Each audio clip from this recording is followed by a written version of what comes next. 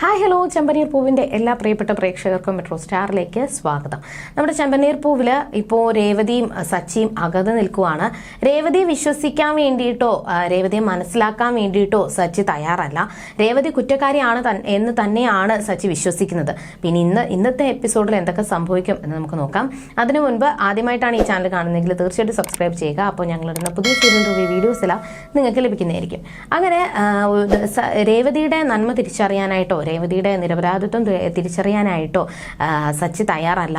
എല്ലാത്തിനും കുറ്റം കണ്ടുപിടിച്ച് രേവതിയെ വേദനിപ്പിക്കാൻ വേണ്ടിയിട്ടാണ് സച്ചി ശ്രമിക്കുന്നത്. എന്നാൽ വർഷയ്ക്ക് വാശിയാണ്. എങ്ങനെയെങ്കിലും ശ്രീകാന്തിനെ സച്ചി അത്രത്തോളം ഉപദ്രവിച്ചു. അപ്പോൾ ശ്രീകാന്തിനെ ഉപദ്രവിച്ചത് കൊണ്ട് തന്നെ ശ്രീകാന്തിനെ അടിച്ച സച്ചിയോട് പ്രതികാരം തീർക്കാൻ വേണ്ടിയിട്ട് തന്നെയാണ് അവിടെ വർഷ തീരുമാനിച്ചിരിക്കുന്നത്. ശ്രീകാന്തിനെ ഇങ്ങനെ ആക്കിയ സച്ചിക്ക് നല്ല തിരിച്ചടി കൊടുക്കണം എന്ന് വർഷ തീരുമാനിക്കുവാണ്. അപ്പോൾ അതിൻ്റെ സംസാരങ്ങൾ നടക്കുവാണ്. എന്നാൽ ആ ഒരു നമ്മുടെ ബാറിൽ വന്ന് കള്ളു കുടിച്ച് ഇരിക്കുന്ന സമയത്തും സച്ചിയുടെ മനസ്സിൽ തൻ്റെ അച്ഛനെ വേദനിപ്പിച്ച, തൻ്റെ അച്ഛനെ ദ്രോഹിച്ച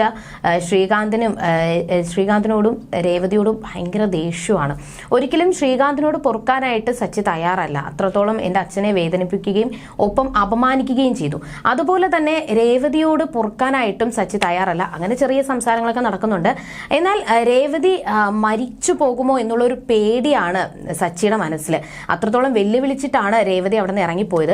അപ്പോൾ രേവതിക്ക് എന്തെങ്കിലും സംഭവിക്കുമോ എന്നുള്ള ഒരു പേടി കൊണ്ട് സച്ചിയും മഹേഷും കൂടി നേരെ രേവതിയുടെ വീട്ടിലോട്ട് കാറും കൊണ്ട് പോവാണ്.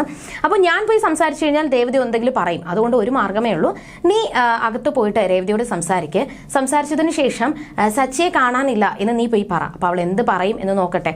അങ്ങനെ മഹേഷ് നേരെ പോയതിനു ശേഷം രേവതി എന്ന് വിളിക്കുവാണ്. രേവതിയും എല്ലാവരും പുറത്തോട്ട് ഇറങ്ങി വന്നു.